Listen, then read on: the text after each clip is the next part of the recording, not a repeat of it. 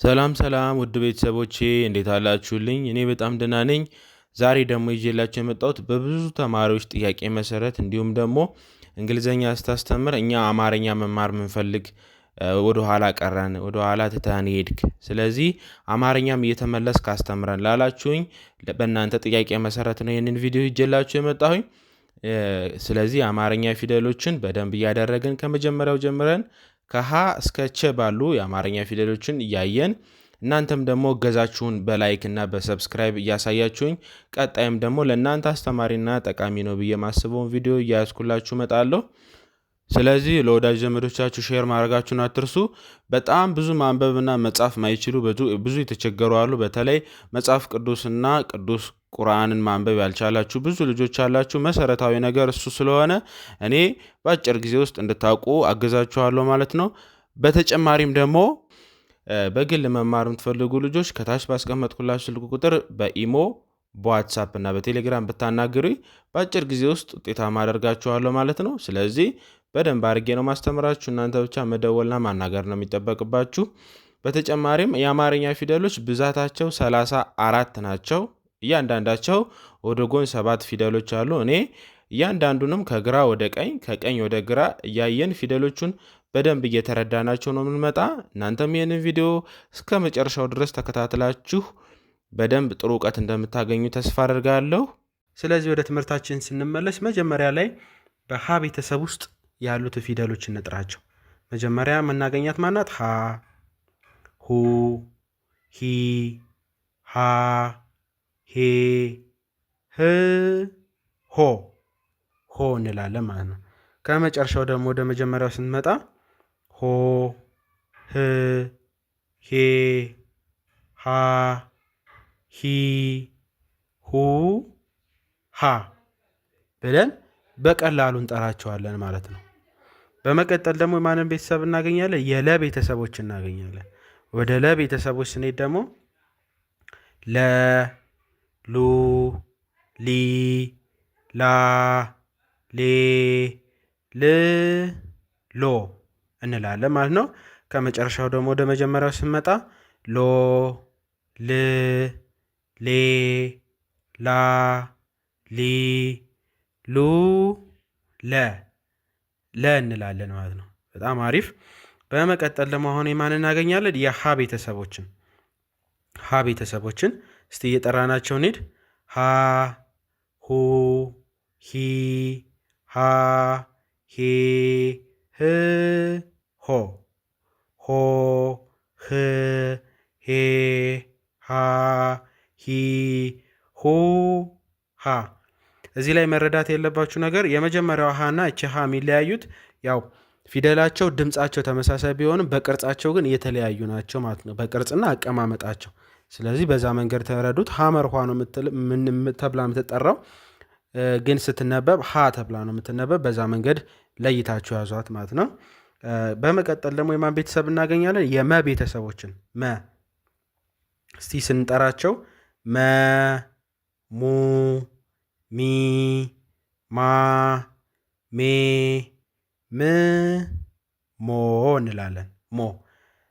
በመቀጠል ደግሞ ከመጨረሻው ወደ መጀመሪያ ስንመጣ ሞ፣ ም፣ ሜ፣ ማ፣ ሚ፣ ሙ፣ መ እንላለን ማለት ነው። በጣም አሪፍ። እንዲሁም ደግሞ በመቀጠል የማንን ቤተሰብ እናገኛለን? የሰ ቤተሰብ ሰን ደግሞ ስንጠራ ሰ፣ ሱ፣ ሲ፣ ሳ፣ ሴ፣ ስ፣ ሶ። ከመጨረሻው ደግሞ ስንጠራ ሶ፣ ስ፣ ሴ፣ ሳ፣ ሲ፣ ሱ፣ ሰ ብለን እንለያቸዋለን ማለት ነው። ይሄ ንጉሱ ሰ በመባል ይጠራል። ሌላ ሁለተኛ ሰ ስላለ በዛ መንገድ ለዩት ማለት ነው። ያው ስናነበው ግን ሰ ብለን ነው የምናነበው ማለት ነው።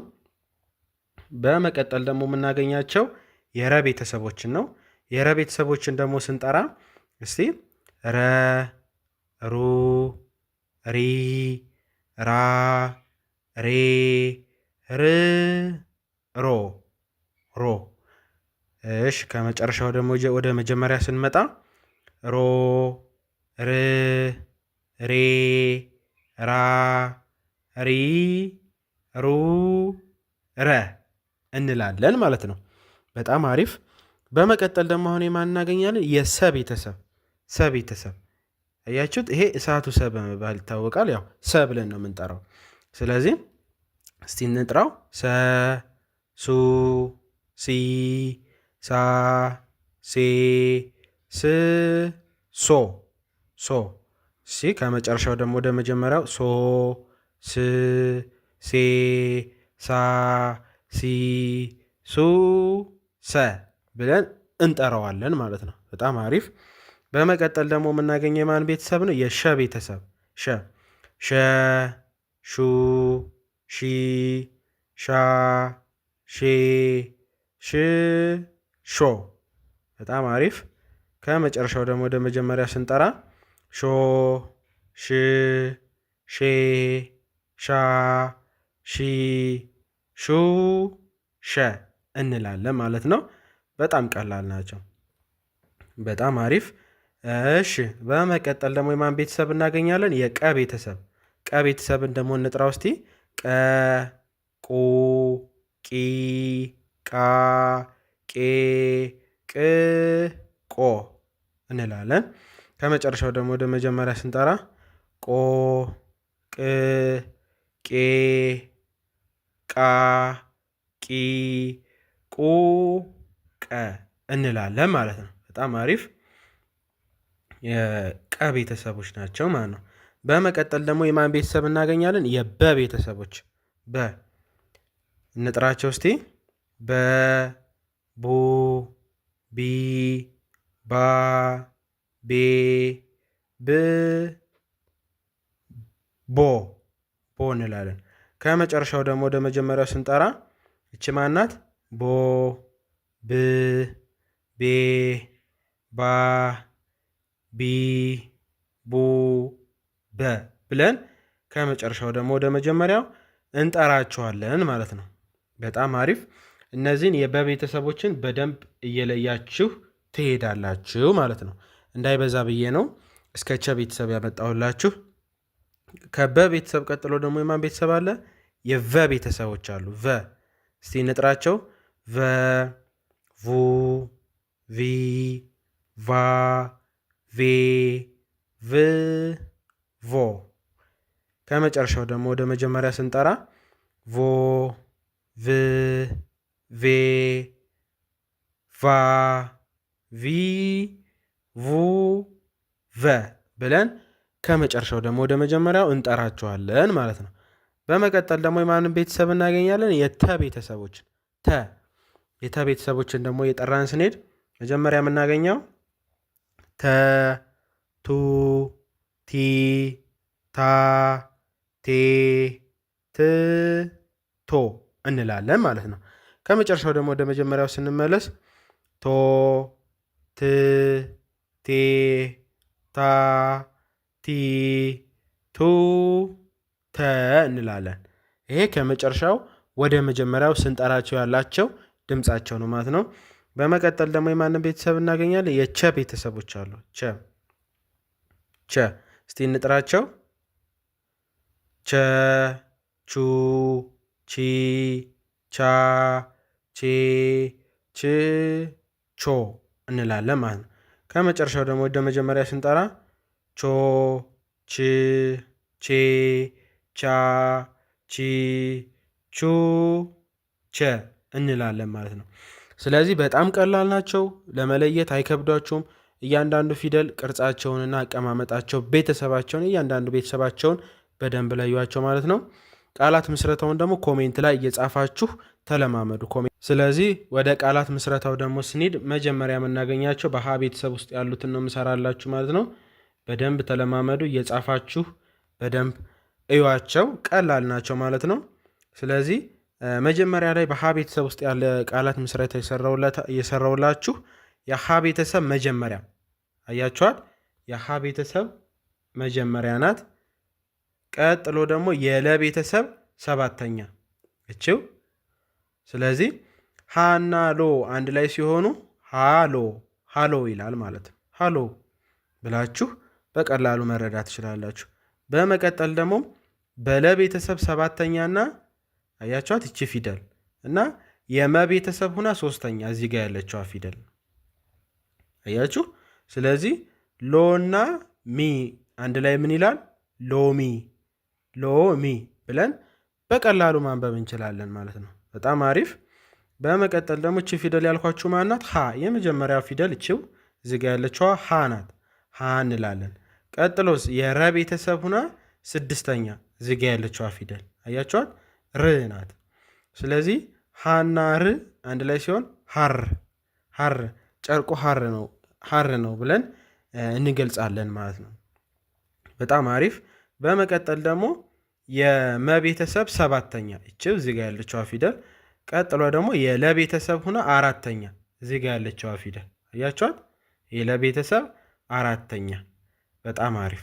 ስለዚህ አንድ ላይ ምን ይላል ማለት ነው? ሞና ላ አንድ ላይ ሞላ ሞላ ብለን እናነባለን ማለት ነው። በጣም አሪፍ፣ በጣም ቆንጆ። በመቀጠል ደግሞ ማን እናገኛለን? የሰ ቤተሰብ ሁና ሁለተኛ እዚህ ጋር ያለችዋ ፊደል ሱ ናት። ሱ። ቀጥሎ ደግሞ የረ ቤተሰብ ሁና ሶስተኛ ሪ። በጣም አሪፍ። ሱ እና ሪ አንድ ላይ ሲሆኑ ሶሪ ሶሪ እንላለን። አያችሁ? ሶሪ። በጣም ቀላል ነው። ሶሪ። በጣም አሪፍ። ቀጥሎ ደግሞ በመቀጠል ደግሞ በረ ቤተሰብ ያለውን ላሳያችሁ።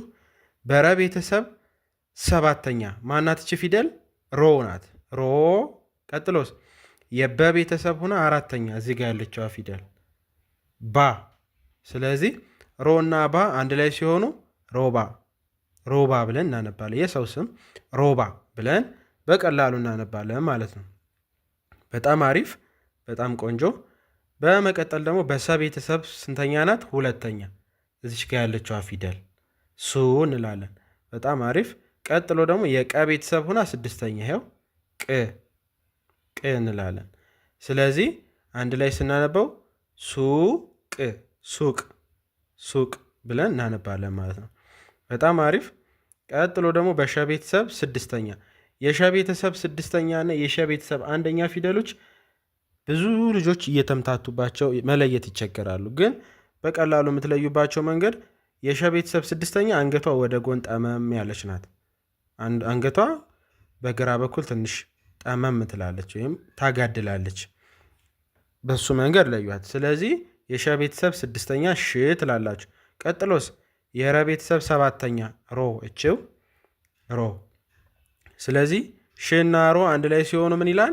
ሽሮ ሽሮ ብለን በቀላሉ እናነባዋለን ማለት ነው። በመቀጠል ደግሞ በቀ ቤተሰብ ሰባተኛ የሰራውላችሁ ቆ ናት። ቆ። እሺ የለ ቤተሰብ ደግሞ ስንተኛ? ሰባተኛ። ከላይ አይተናታል። ቆና ሎ አንድ ላይ ምን ይሆናሉ? ቆሎ ቆሎ ብለን እናነባለን ማለት ነው። በጣም አሪፍ።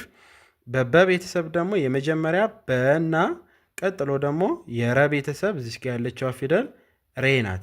ስለዚህ በና ሬ አንድ ላይ ሲሆኑ ምን ይላል? በሬ በሬ ብለን በቀላሉ መለየት እንችላለን ማለት ነው። ምንም አይከብዱም። እናንተ ቀስ እያረጋችሁ ፊደሎችን ቅርጻቸውን፣ አቀማመጣቸውን መለየት ብቻ ነው የሚጠበቅባችሁ። በሬ። በጣም አሪፍ። ቀጥሎ ደግሞ በቨ ቤተሰብ ደግሞ ያለች እንለያት እስኪ። የቨ ቤተሰብ ስንተኛ ናት? አምስተኛ። ማነው ስሟ?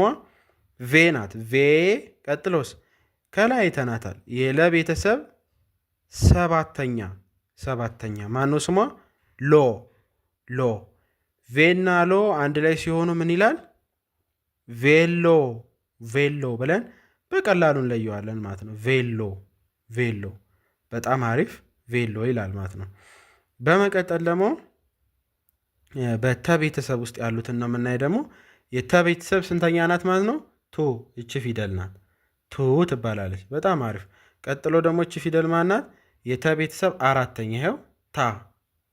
ስለዚህ ቱ እና ታ አንድ ላይ ሲሆኑ ቱታ ብለን እናነባለን ማለት ነው። ቱታ። በጣም አሪፍ። በመቀጠል ደግሞ በቸ ቤተሰብ የመጀመሪያ ይኸው ቸ ቸ። ቀጥሎስ የረ ቤተሰብ ስድስተኛ ከላይ አይተናታል። ስለዚህ ቸና ር አንድ ላይ ሲሆኑ ቸር ነው ልጁ ደግ ነው ለማለት ነው። ስለዚህ እነዚህን ይመስላሉ ማለት ነው። በጣም ቀላሎች ናቸው። እናንተ እየጻፋችሁ በደብተር ተለማመዱ። እንዲሁም ኮሜንት ላይ ደግሞ ቃላት ምስረታዎችን እየጻፋችሁ ላኳቸው ማለት ነው። እኔም እያስተካከልኩ ትክክል ከሆናችሁ ትክክል እላችኋለሁ፣ ስህተትም ካለ አርማችኋለሁ ማለት ነው። ስለዚህ በቀጣይ በሌላ ቪዲዮ በክፍል 2 እንገናኛለን። እስከዛው ደህና ቆዩልኝ።